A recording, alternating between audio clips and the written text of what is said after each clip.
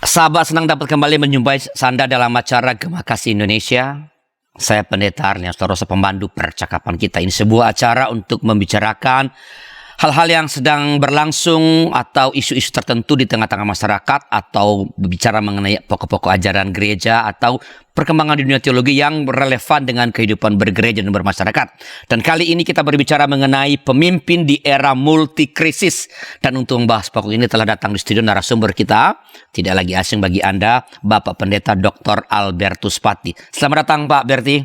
Terima kasih. Terima kasih, ini bolak-balik nih. Betul. Karena diperintah jadi harus datang. Ya, Pak Berti adalah pendeta GKI dengan basis pelayanan di GKI Maulana Yusuf Bandung, seorang yang memberikan perhatian, penting memberi perhatian pada masalah-masalah politik, ya, pada masalah-masalah hubungan antar agama, masalah-masalah sosial lainnya. Ia memberi ceramah di berbagai tempat mengenai pokok-pokok ini. Dan karena itu sekarang kita ngomong mengenai era multikrisis, bagaimana pemimpin hadir di situ seperti apa yang diperlukan, dan kita untuk itu punya narasumber yang sangat tepat. Pak Berti, ya. Sering kan di media kita mendengarkan orang-orang mengatakan kita sedang berada atau menghadapi multikrisis sekarang ini. Kalau dulu kan 98 kita menghadapi krisis ekonomi. Ya. Ini bilang multikrisis. Mengapa sih yang sedang kita hadapi sekarang disebut sebagai multikrisis, Pak? Iya, begini Pak Arli.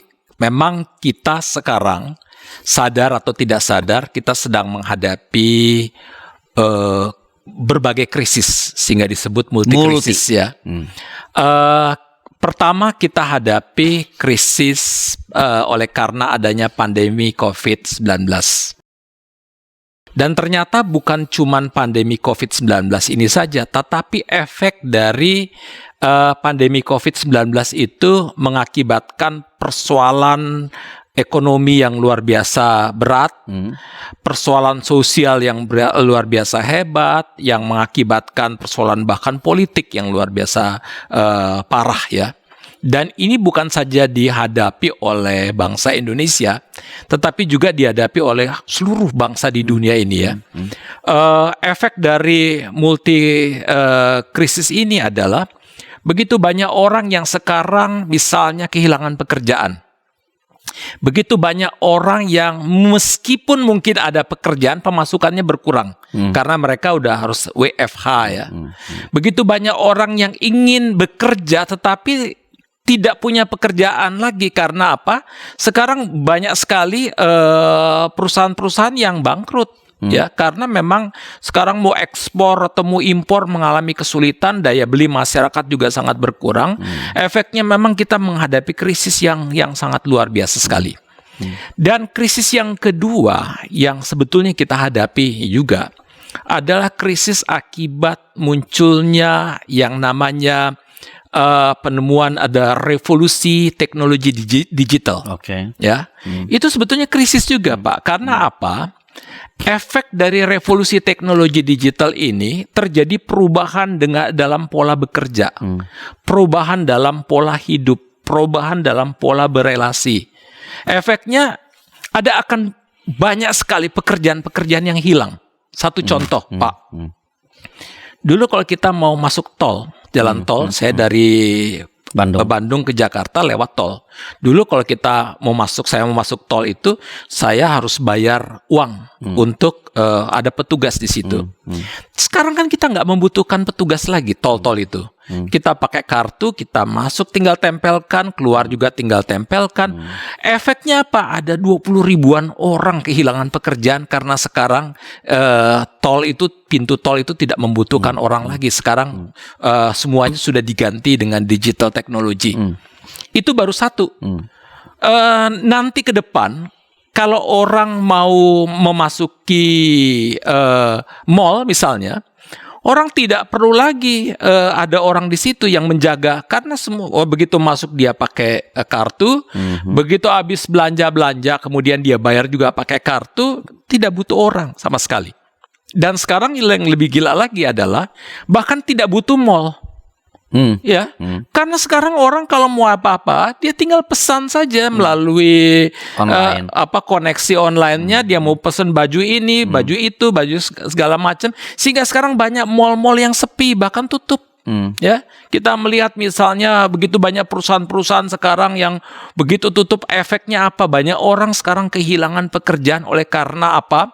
Mereka pekerjaan yang selama ini mereka tekuni sudah berganti dengan oleh karena adanya teknologi digital. Mungkin ke depan katanya akuntansi juga akan kehilangan pekerjaan karena semuanya data-data akan dimasukkan lalu kemudian komputer akan menjawab dengan mudah dan lebih cermat dan serta lebih tepat. Ya. Dan cepat ya. Cepat.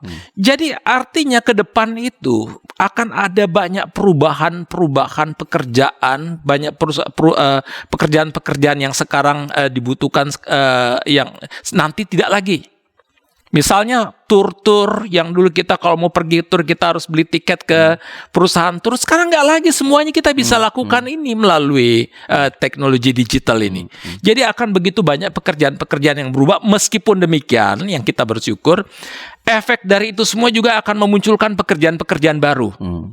Nah, dalam konteks ini kita memang harus mempersiapkan masyarakat. Kalau tidak, mereka sekarang ini akan ketinggalan dan banyak orang yang sekarang mengalami keterkejutan bukan saja oleh karena pandemi COVID dan efek dari pandemi COVID, tetapi juga oleh karena adanya revolusi teknologi digital yang luar biasa yang menghantam ekonomi kita, ekonomi seluruh dunia ini, sehingga dunia betul-betul berubah total. Ini yang mengakibatkan begitu banyak orang yang kalau tidak siap meresponsnya, itu akan mengalami kehancuran. Ya, jadi ada dua krisis utamanya karena COVID-19 Ya, dan karena teknologi digital yang luar biasa ini. Ya. Itu menimbulkan krisis yang lain. betul. Dan ini akan berlanjut. Kita nggak bisa menghindar ya Pak Berti. Ya, betul. Tadi kan Pak Berti mengatakan kita harus menyiapkan diri dan menyiapkan masyarakat. Menyiapkannya gimana Pak? Bagaimana merespons krisis multikrisis ini? Iya, memang di dalam konteks begini memang kita harus mempersiapkan mereka para terutama generasi muda untuk menghadapi berbagai macam krisis, terutama faktor-faktor kejutan yang datang begitu cepat. Yang namanya krisis ini tidak datang tiba-tiba, tetapi sekarang oleh karena revolusi teknologi digital, maka semua perubahan itu terjadi begitu cepatnya sehingga orang harus disiapkan untuk mampu merespons dengan cepat perubahan-perubahan yang berlangsung dengan sangat cepat. Kalau orang tidak siap, mereka akan mengalami frustrasi, mereka akan mengalami ketakutan, mereka akan mengalami kecemasan, akan merasa bahwa aku nobody, nggak bisa apa-apa. Mereka kemungkinan akan putus asa karena kehilangan pekerjaan dan tidak tahu mau bekerja apapun dan sebagainya. Itu kemungkinan pertama kalau kita meresponsnya secara salah. Ya, oleh karena itu pada saat-saat seperti ini tidak boleh panik. Justru pada saat seperti ini orang-orang mesti merespons dengan cara yang berbeda. Itu tetap tenang, tetapi sisi lain harus kreatif luar biasa. Kita harus punya mental fighter, ya, mental petarung. Karena kalau sekarang orang tidak mampu untuk meresponsnya sebagai seorang petarung menghadapi perubahan-perubahan yang sangat cepat luar biasa, mereka sekali lagi akan mengalami ketakutan, kecemasan, lalu mati sia-sia. Tetapi kalau orang menjadi kreatif, menjadi punya mental petarung, mereka menjadi kuat tetapi tetap tenang di dalam kondisi seperti ini, mereka akan survive. Ya, saya bisa cerita satu hal dari seorang pemimpin ya. Bagaimana menghadapi situasi krisis dengan tetap tenang dan nyaman gitu.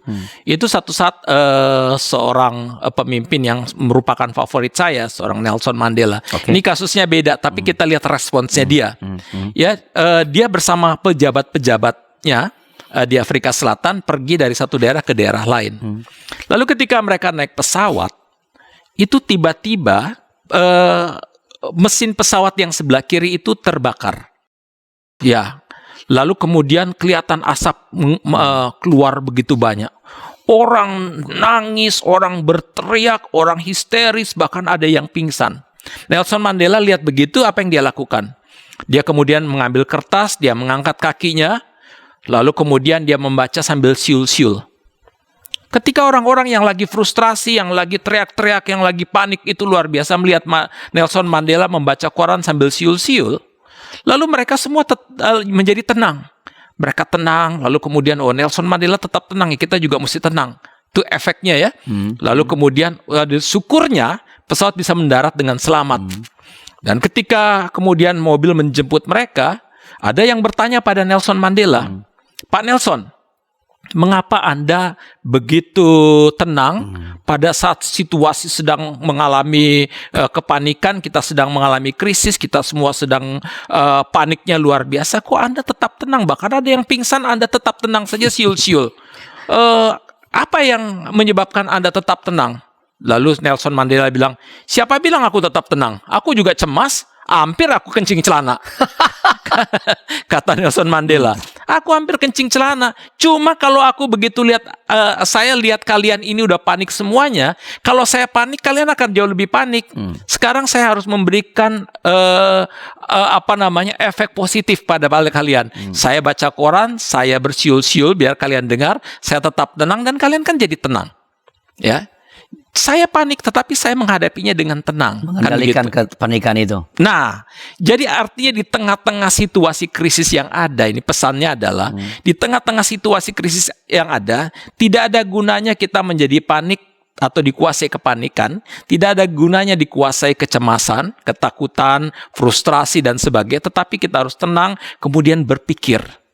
Langkah apa yang mesti kita buat, kita harus kreatif, kita harus punya mental fighter untuk menghadapi situasi yang ada ini. Jadi yang dikerjakan, yang perlu dipersiapkan begitu besar ya. Ada dua hal tadi paling saya tangkap. Pertama adalah tentu mempersiapkan masyarakat, utamanya generasi untuk menyesuaikan diri dengan teknologi digital. Betul. Dan kedua sebenarnya persiapan mental spiritual ya. Betul. Sehingga tetap tenang menghadapi perubahan yang luar biasa. Begitu Pak? Betul, betul. Yang terutama adalah bukan cuma persiapan mental. Betul tadi Pak Arli. Itu persiapan dalam konteks spiritual. Kenapa kita bisa lebih tenang?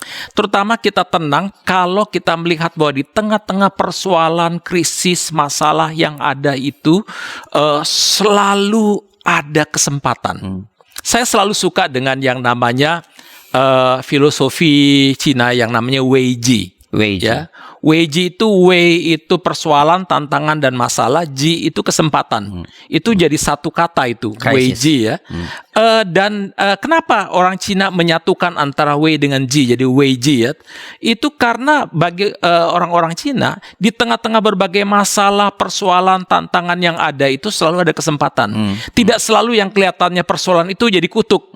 Itu dibalik itu semua selalu ada peluang-peluang, ada kesempatan yang mesti kita manfaatkan. Nah, di dalam konteks inilah kita mesti melihat bahwa dan harus meyakini bahwa di tengah-tengah persoalan, di tengah-tengah masalah, di tengah-tengah berbagai tantangan yang ada selalu ada kesempatan-kesempatan. Biasanya bisnismen yang berpikir seperti itu, Pak Arli ya. Bisnismen itu begitu ada persoalan, begitu ada masalah, dia nggak akan langsung frustrasi dan sebagainya. Dia berpikir gimana membuat ini semua jadi duit. Gitu ya. Jadi selalu dia harus berpikir kreatif, memanfaatkan kesempatan yang ada, peluang atau masalah-masalah ada yang ada menjadi sebuah kesempatan sebetulnya. Dan saya juga percaya bahwa kita hanya bisa begitu kalau kita terutama dari segi spiritualitas, kita percaya bahwa di dalam segala sesuatu Allah bekerja, gitu ya. Bahwa Allah memimpin kita, Gusti Ora Sare, Tuhan akan menolong kita, Tuhan akan menjaga kita, sehingga kalau kita bersandar dari seorang pemazmur yang mengatakan, ketika aku melewati lembah kekelaman, aku tidak takut. Ya, kenapa tidak takut? Engkau beserta. Karena ada Tuhan. Nah, jadi Pak Bento bicara tentang spiritualitas ya. Dan rasanya kurang afdol kalau baru menyebut Mandela. Ya. Kita mesti menyebut misalnya apakah ada tokoh-tokoh Alkitab yang menghadapi krisis, bagaimana mereka itu meresponsnya setelah informasi berikut ini.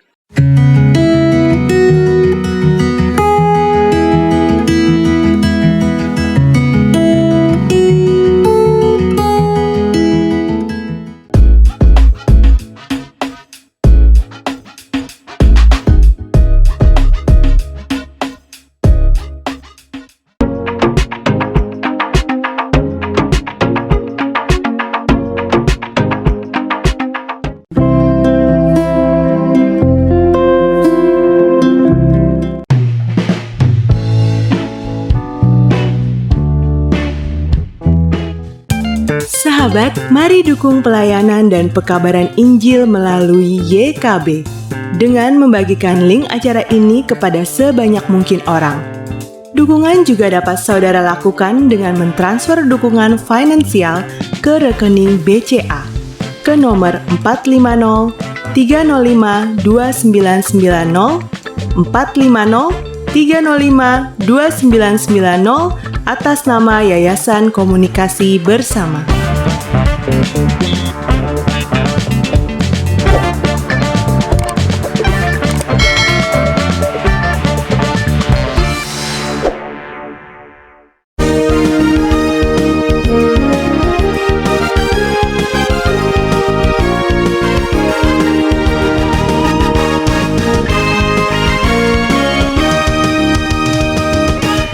Terima kasih masih bersama kami dalam acara Gema Kasih Indonesia. Saya Pendeta Arlen Larosa, pemandu percakapan kita. Kita sedang berbicara tentang pemimpin di era multikrisis bersama dengan narasumber kita, Bapak Pendeta Dr. Albertus Pati.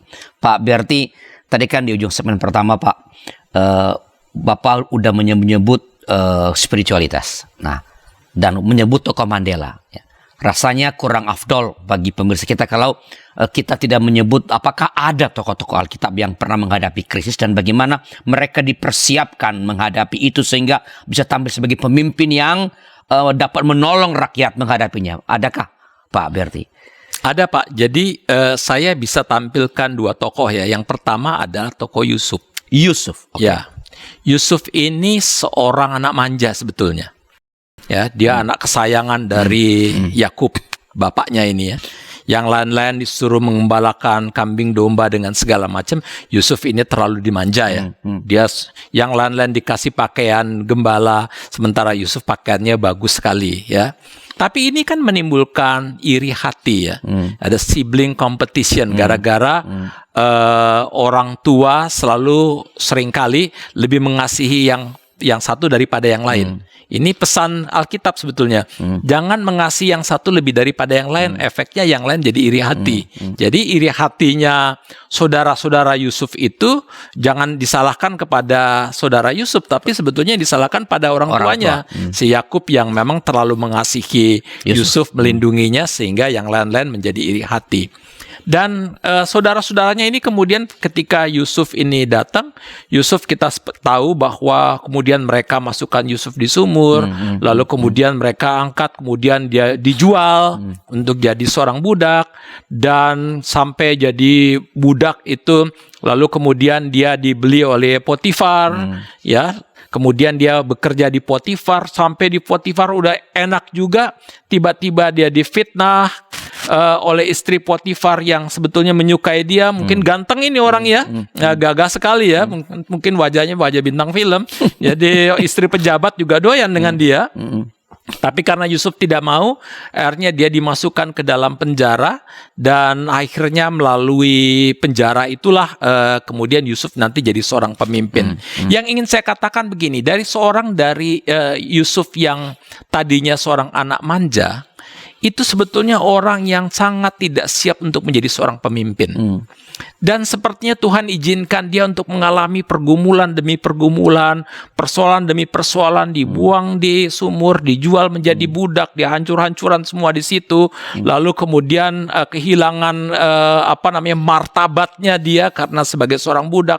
Lalu kemudian udah enak, masih juga belum cukup, dia ditempa lagi oleh Tuhan dengan dimasukkan ke dalam penjara dan sebagainya. Tetapi kita melihat bahwa melalui tempaan-tempaan itu, kesulitan, persoalan, masalah yang dihadapi oleh Yusuf, dia akhirnya diangkat menjadi seorang pemimpin yang mampu mengelola krisis di tanah Mesir itu dengan baik. Bahkan efeknya adalah Mesir itu di tengah-tengah kelaparan yang sangat luar biasa, sudah siap menghadapi musim kelaparan, musim kekeringan itu, dan bahkan ikut membantu bangsa-bangsa lain, termasuk ayah dan saudara-saudaranya. Jadi yang ingin saya katakan adalah jangan selalu kita mengutuki krisis. Jangan selalu kita menganggap krisis itu sebagai suatu kemalangan, kita merasa di mana Allah di tengah krisis. Jangan meratapi. Tetapi kita harus belajar untuk bersyukur melalui krisis-krisis bersyukur melalui berbagai persoalan dan tantangan, karena justru melalui berbagai persoalan dan tantangan itu Allah justru sedang membentuk Mempersiapkan. kita. Tidak ada, Pak Arli, yang saya tahu seorang pengusaha yang sukses, seorang pemimpin yang hebat yang tidak melalui berbagai tantangan, jatuh bangun, berbagai persoalan, dan melalui berbagai persoalan itu mereka dibentuk. Tidak ada pemimpin besar yang muncul tiba-tiba begitu saja. Semuanya itu dibentuk melalui berbagai tantangan, berbagai krisis, berbagai persoalan. Termasuk juga tidak ada ilmuwan yang hebat yang langsung jadi tanpa melalui berbagai kegagalan-kegagalan. Ya, saya ingat misalnya Thomas Alva Edison. Yang menemukan bohlam itu ya. Berkali-kali. Dia melakukan penelitian berkali-kali untuk mendapatkan bohlam itu. Dan pada saat itu asisten-asistennya Thomas Alva Edison sudah mengatakan, waduh, kita udah nggak mungkin nih. Udah ratusan kali kita uji coba, gagal terus, udahlah kita berhenti aja. Itu kata asistennya. Tapi apa kata Thomas Alva Edison? Dia melihat dari sisi yang lain. Siapa yang bilang gagal? Kata Thomas Alva Edison. Kita sudah berhasil. Lalu asistennya bertanya dong, berhasilnya dari mana? Loh, sekarang, kata Thomas Alva Edison, kita udah tahu mana kawat yang nggak bisa digunakan, mana ukuran berapa yang tidak bisa digunakan, jenis apa yang tidak bisa digunakan. Kita sudah tahu juga bohlam yang kayak gimana yang nggak bisa digunakan, ukuran yang kayak gimana nggak bisa digunakan. Kita udah tahu itu semua. Kita tinggal cari yang pas aja, kawat yang pas, kita cari bohlam yang pas, ukuran yang pas, semuanya begitu kita dapat, kita langsung jadi ini. Jadi ini sebetulnya kita sudah berhasil, kan gitu. Jadi mereka semua, oh begitu ya. Akhirnya setelah penelitian beberapa lama, akhirnya mereka berhasil mendapatkan ini. Tapi itu kan jatuh bangun ya. Mengalami berbagai macam proses, mengalami berbagai pergumulan, mengalami berbagai macam krisis. Kadang-kadang krisis ketidakpercayaan diri. Kadang-kadang orang yang mengatakan kamu tidak sanggup, kamu tidak bisa. Dan jangan percaya dengan itu semua. Maju terus. Karena krisis itu sekali lagi membentuk kita, dan itu membentuk seorang Yusuf sehingga dia menjadi seorang pemimpin yang hebat. Dan banyak pemimpin-pemimpin hebat justru muncul melalui krisis-krisis itu. Tadi Pak Berti bilang kan ada 2 tokoh. Siapa? Satu lagi siapa, Pak? Satu lagi Musa, Pak. Musa, oke. Musa ini kan seorang yang memang bagi saya dipersiapkan oleh Tuhan untuk menjadi seorang pemimpin. Ya, dia ini seorang yang memang ketika dipanggil oleh Tuhan ini usianya sudah tua, udah 81 tahun. Ya, tapi dari panggilan Musa itu saja saya percaya bahwa kita semua sebetulnya itu kita semua juga memanggil kita semua sebetulnya untuk menjadi pemimpin-pemimpin di tengah krisis, seperti Tuhan memanggil Yusuf atau seperti Tuhan juga memanggil Musa, ya. Jadi Musa ini begitu dipanggil pada saat dia usia 81 tahun, Musa pada mulanya menolak. Musa bilang, jangan sayalah Tuhan. Bagaimana saya? Saya ini tidak bisa ngomong. Kalau orang nggak percaya dengan saya mesti gimana dong? Kalau mereka tanya, siapa yang ngutus kamu? Tuhan yang gimana? Saya mesti ngomong apa? Kan gitu. Ada 5 kali sebetulnya Musa menolak Tuhan. Sampai Tuhan marah. Tuhan bilang, Musa berangkat. Aku nggak bisa ngomong, kata Musa. Udah, kalau kamu nggak bisa ngomong, saya akan kasih asisten untuk kamu. Asistennya adalah Harun, kakaknya, yang lebih tua dari Musa. Biasanya yang saya tahu, ya Pak Arli, biasanya asisten itu lebih muda, lebih cerdas, lebih sigap dengan segala macam. Ini Musa udah tua, asistennya lebih tua.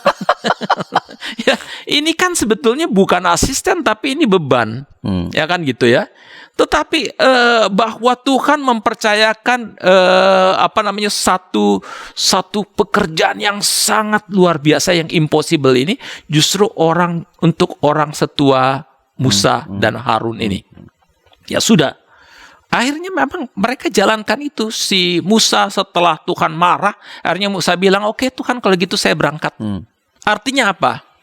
Satu, yang pertama, Musa ini seorang pemimpin yang mendengar kata-kata Allah. Oke. Jadi meskipun dia menolak toh pada akhirnya dia katakan, oke Tuhan, kalau Tuhan mau mengutus saya di dalam usia saya yang 81 tahun yang sebetulnya udah sakit-sakitan mungkin, yang mestinya udah punya keterbatasan, nggak bisa ngomong, tidak bisa ngapa-ngapain dan sebagainya, tapi kalau Tuhan mau utus saya lakukan. Ya, ini dia mendengarkan kata Allah. Ya, jadi oleh karena itu memang yang dibutuhkan oleh pemimpin pada masa sekarang adalah bagi saya harus seperti Musa, kita harus banyak mendengar kata-kata Allah daripada kita berbicara kepada Allah atau berbicara tentang Allah. Kita harus lebih banyak mendengarkan kata-kata Allah. Sebetulnya Allah itu mau apa sih dalam kehidupan kita? Jadi pemimpin yang mungkin akan berhasil atau punya peluang berhasil memimpin rakyatnya atau umatnya atau bawahannya melewati sebuah krisis adalah pemimpin yang tadi pertama dari Yusuf adalah yang memang punya pengalaman menghadapi krisis demi krisis. Betul. Dan yang mau mendengarkan apa yang dikatakan Tuhan kepada mereka. Betul ya Pak Berti? Betul. Nah, itu kan baru proses menjadi pemimpin. Ya. Apa yang mereka lakukan sehingga Pak Berti menempatkan dua tokoh ini sebagai pemimpin yang mampu memimpin dalam krisis? Mereka ini si Yusuf itu dengan kemampuan dan kapasitasnya itu kan sekali lagi mampu menyelesaikan persoalan kelaparan atau kekeringan yang melanda Mesir, sehingga akhirnya Mesir itu bisa terbebas dari krisis yang menghantam mereka, efek kekeringan yang mengakibatkan mereka punya potensi kelaparan. Yusuf bisa itu mengelola, memanajemen. Apa sih yang dia lakukan sih Pak? Kalau kita kita bisa pelajari lah, sebutlah seperti itu. Bisa kita petik dari yang dikerjakan oleh Yusuf dan Musa dalam memimpin rakyat menghadapi krisis, Pak. Misalnya Yusuf, dia mempersiapkan mungkin tanaman, menanam sebanyak-banyaknya, lalu kemudian menyimpannya di dalam gandum di dalam gudang-gudang sebanyak mungkin. Udah persiapan, mungkin ada bulognya pada masa itu ya. Dia persiapkan gandum, dia persiapkan buah-buahan, dia persiapkan apa saja, segala macam, beras mungkin, sehingga ketika krisis datang, itu makanan itu udah cukup untuk 7 tahun ke depan. Ya. Jadi dia memang udah berpikir jangka panjang. Seorang pemimpin kan harus berpikir jangka panjang. Jangan berpikir jangka pendek. Satu. Kedua, seorang pemimpin harus berpikir untuk semua. Bukan untuk dirinya sendiri. Dan Yusuf ini berpikir untuk semua. Untuk rakyatnya. Bukan cuma untuk rakyatnya. Bahkan untuk bangsa-bangsa lain pada masa itu. Karena Mesir itu satu kekuatan superpower seperti Amerika Serikat. Ya. Sehingga memang pemimpin yang baik bagi saya adalah yang diajarkan oleh seorang Yusuf adalah dia seorang yang berpikir jauh ke depan, yang pertama. Kedua, dia juga seorang yang mampu melakukan manajemen sehingga bisa memikirkan beyond kepentingan dirinya sendiri. Ya, bukan aku, tetapi ini masyarakat yang aku pimpin. Ya, dia betul-betul menjadi seorang abdi masyarakat. Bukankah sekarang ini banyak pemimpin-pemimpin yang berpikir di dalam konteks feodalis, yang berpikir masyarakat mestinya melayani aku sebagai pemimpin, masyarakat yang mestinya memuja aku sebagai pemimpin, masyarakat itulah yang sebetulnya mestinya menjadi sapi perah untuk kepentingan pemimpinnya. Tapi Yusuf ini seorang yang sangat berbeda. Dia tampil menjadi seorang pemimpin yang sungguh-sungguh melayani kepentingan rakyatnya. Dia sungguh-sungguh menjadi pengabdi bagi rakyatnya. Musa juga begitu. Musa ini kan dia ketika dia mengatakan, oke Tuhan, aku akan membebaskan bangsa Israel dari Mesir, negara superpower. Itu bukan tanpa resiko. Resikonya besar. Resikonya berat sekali. Artinya dia akan menghadapi pasukan Mesir yang luar biasa hebat, dahsyat, kan gitu. Ini artinya dia siap-siap di penjara, bahkan dia dibunuh. Kalau dia memikirkan kepentingan dirinya sendiri, dia pasti akan mengatakan tidak, sorry, nggak mau. Saya nggak mau ngambil situasi seperti itu. Tetapi apa yang dilakukan oleh seorang Musa? Musa mengatakan, oke, aku akan pergi. Artinya dia mengatakan, aku siap menanggung resiko, aku siap memikul tanggung jawab, aku siap menyerahkan diriku untuk melayani rakyat rakyatku, untuk membebaskan mereka keluar dari penindasan, keluar dari ketidakadilan, keluar dari dominasi, keluar dari hegemoni yang sekarang menderitakan rakyatku. Ini pemimpin yang luar biasa, yang sebetulnya kita butuh sekali di dalam konteks pada masa kini, di saat-saat banyak pemimpin memikirkan kepentingan diri sendiri. Begitu kira-kira. Oke, apakah ini juga atau seperti apakah pengalaman-pengalaman atau dari cara kepemimpinan yang dikembangkan oleh Musa dan Yusuf ini, bagaimana kita melihat pola kepemimpinan pada masa kini dalam menghadapi krisis setelah informasi berikut ini?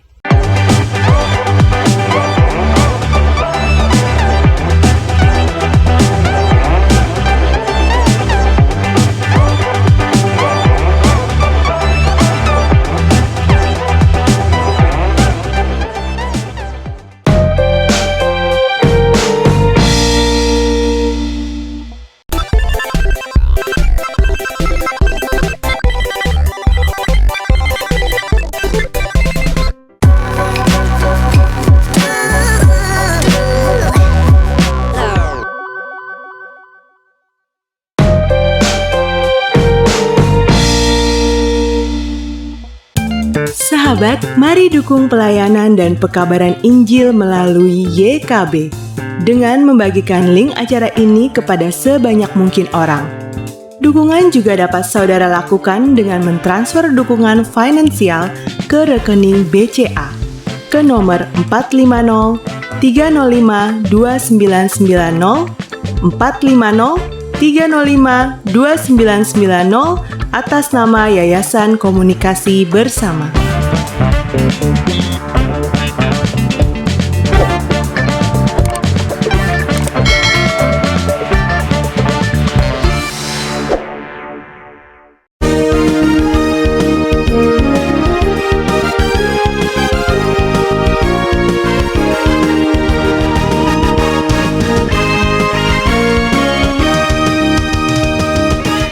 Terima kasih masih bersama kami dalam acara Gema Kasih Indonesia. Saya Pendeta Arlianus Larosa, pemandu percakapan kita. Kita sedang berbicara tentang pemimpin di era multikrisis bersama dengan narasumber kita, Bapak Pendeta Dr.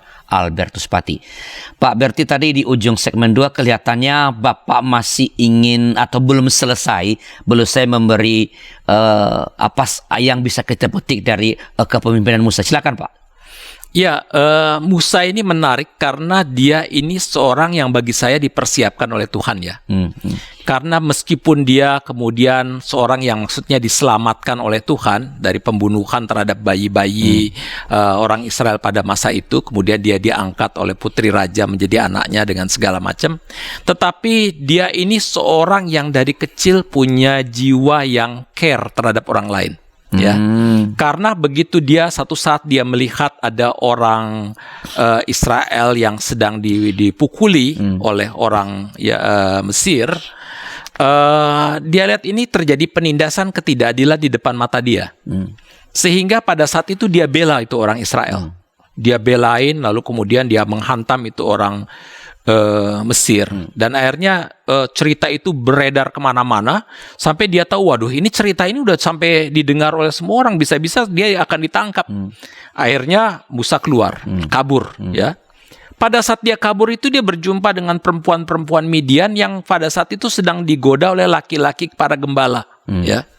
Dan dia belain itu perempuan-perempuan Midian itu dari godaan-godaan para gembala yang iseng dan usil itu, ya.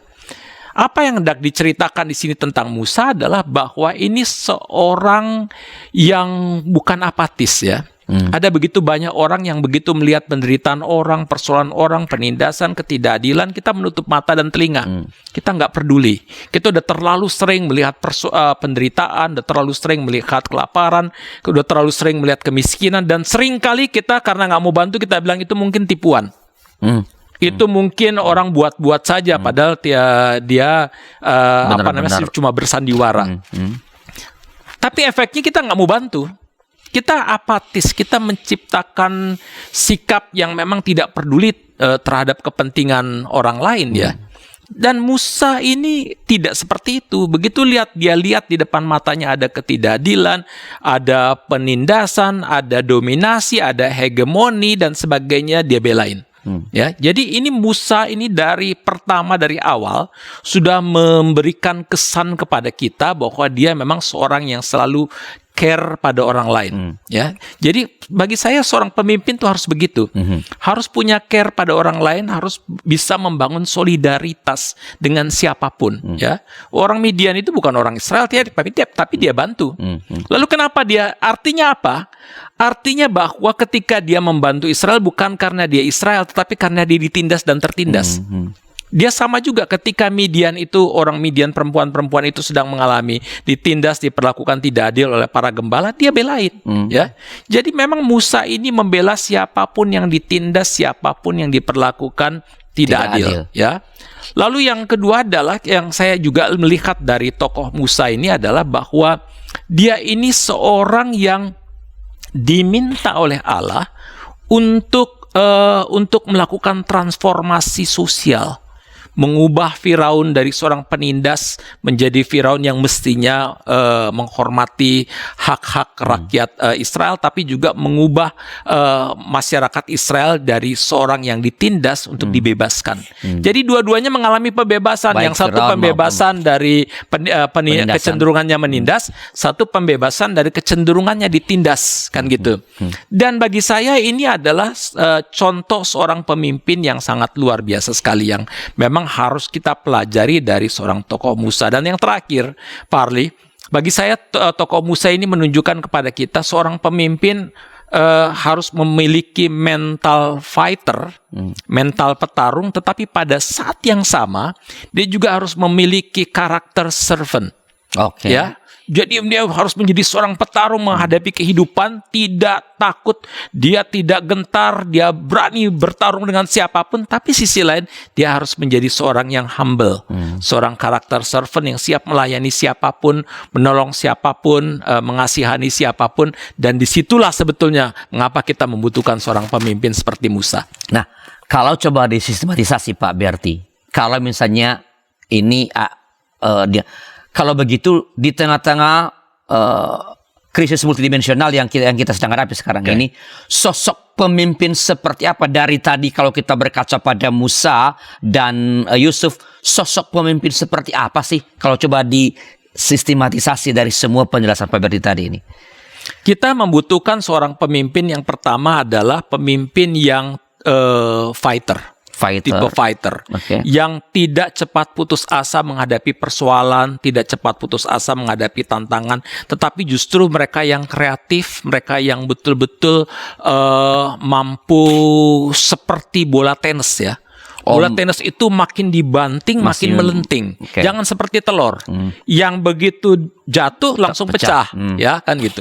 Kita membutuhkan pemimpin yang betul-betul seorang tipe fighter, yang betul-betul yang mampu menghadapi segala situasi dengan kreatif. Tetapi sekali lagi kita membutuhkan pemimpin yang punya servant character, ya, yang betul-betul ingin melayani, yang humble, yang senantiasa mampu memperdulikan orang lain, terutama juga mampu mendengar, Pak.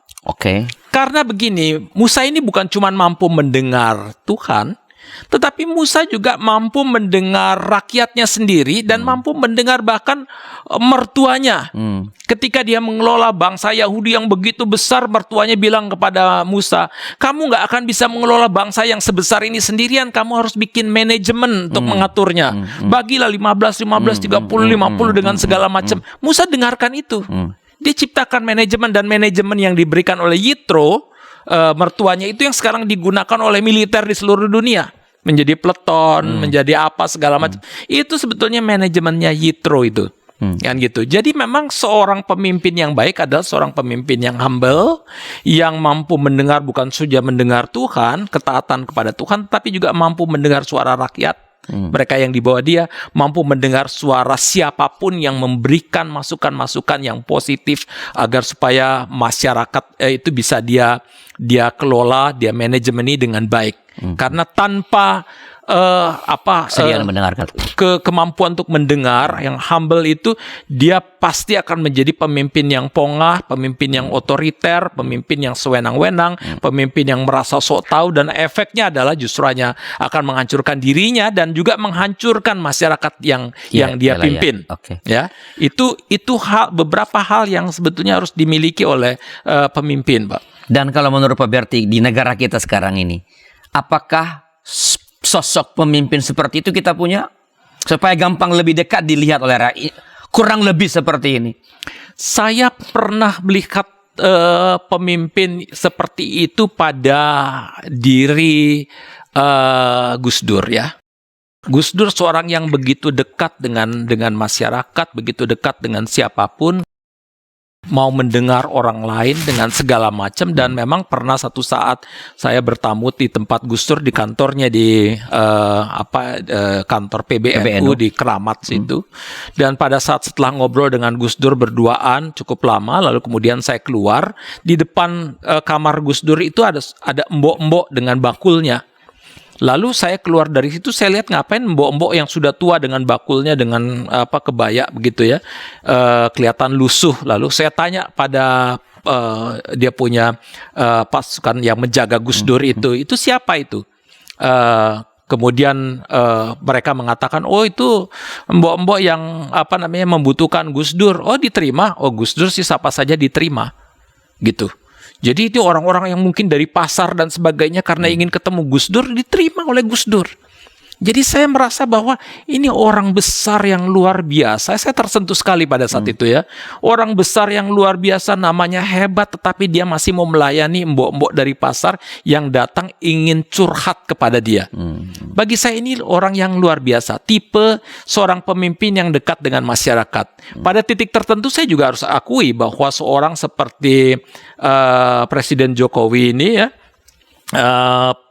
masih cukup juga dekat dengan masyarakat, sehingga kemana-mana dia pergi masyarakat seperti antusias, ingin dekat dengannya, ingin ngobrol dengannya dan sebagainya. Saya berharap nih ya, Presiden Jokowi bisa tetap menjadi seorang pemimpin yang sangat dekat dengan masyarakat, pemimpin yang bisa mendengarkan suara masyarakat, fighter juga, tetapi juga seorang fighter sejati. Karena yang dia hadapi sekarang bukan cuman tantangan-tantangan besar oleh karena pandemi COVID-19, oleh karena adanya revolusi teknologi digital, tetapi yang dihadapi oleh Jokowi juga kecenderungan destruktif yang ada di sekitar dia, misalnya para koruptor yang ada di sekitar dia, mereka yang ingin merebut kekuasaan, mereka yang juga ingin memanfaatkan kekuasaan untuk memperkaya diri, itu semua dihadapi oleh pemimpin manapun, termasuk Presiden Jokowi. Dan saya berharap Presiden kita ini bukan saja mampu untuk dekat dengan masyarakat dan menjaga supaya mereka yang punya ambisi seperti itu bisa bisa dikontrol, tetapi terutama ini Pak Arli, dia sendiri mampu mengontrol dirinya. Karena sekali lagi seorang Abraham Lincoln pernah mengatakan, seorang itu akan menjadi pemimpin yang baik itu, baik atau tidak baiknya itu diukur dari ketika dia memiliki kekuasaan. Kalau dia memiliki kekuasaan itu dia menggunakannya dengan baik untuk kepentingan masyarakat, itu dia seorang pemimpin yang betul-betul punya integritas yang kuat. Tetapi kalau dia dikasih kekuasaan dan dia kacau balau, nggak usah ngomong lah. Artinya dia seorang yang tidak punya integritas.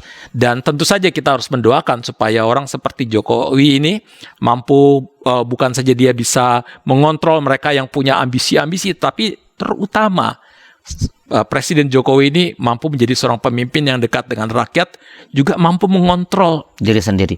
Dan memimpin Indonesia keluar dari multikrisis. Betul. Oke. Dunia menghadapi multikrisis. Negara kita juga. Apakah gereja mengalami hal yang sama? Sama. Karena dan gereja siap. Ya, persoalan yang terbesar yang dihadapi oleh bangsa kita adalah krisis kepemimpinan sebetulnya. Kita mengalami krisis kepemimpinan, partai-partai juga mengalami krisis kepemimpinan. Kenapa partai-partai ini meskipun sudah ada partai mestinya ada kaderisasi, tetapi ketika mau pemilihan gubernur, wakil gubernur atau pemimpin daerah atau presiden, mereka justru mencari orang yang bukan orang non-partai. Artinya apa? Gagalnya kaderisasi. Gagalnya kaderisasinya artinya apa? Kita kekurangan pemimpin sebetulnya. Di gereja pun juga begitu. Kita seringkali kekurangan pemimpin. Artinya banyak yang jadi pemimpin, tetapi seorang yang betul-betul memiliki jiwa kepemimpinan kurang. Dia tidak bisa mengelola, tidak bisa memanajemen. Dia sendiri frustrasi. Dia cuma menjadi seorang tukang saja. Disuruh A kerja, disuruh B kerja, tapi dia nggak bisa memimpin, nggak bisa mengarahkan dan sebagainya. Dia tidak siap. Oleh karena itu menurut saya salah satu tugas yang terbesar bagi gereja pada saat ini adalah mempersiapkan pemimpin-pemimpin yang tadi itu, yang fighter tetapi punya jiwa melayani tapi juga kreatif luar biasa. Kan Gimana mempersiapkan kalau para pemimpin yang nggak punya kayak gitu gimana tadi?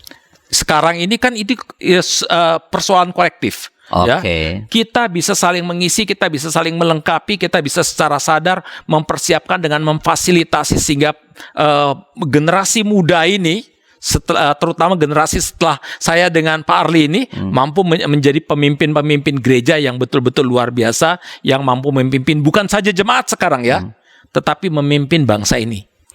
Baik, Pak Bar, ini percakapan saya menarik dan tapi sampai sejauh ini saya kira sudah cukup jelas bagi kita pemimpin seperti apa yang diperlukan di era multikrisis ini, dan kita bersyukur walaupun tak sempurna tapi kita di Indonesia punyalah pemimpin yang relatif memenuhi kriteria tadi yang kita bisa belajar dari Musa dan Yusuf. Oke Pak Berti, sebelum acara ini kita akhiri, adakah pesan pastoral kepada pemirsa kita berkaitan dengan pokok percakapan kita pada episode kali ini? Silakan Pak Berti. Saudara-saudara yang dikasihi oleh Tuhan Yesus Kristus, kita semua menghadapi krisis. Dan krisis adalah bagian dari kehidupan kita.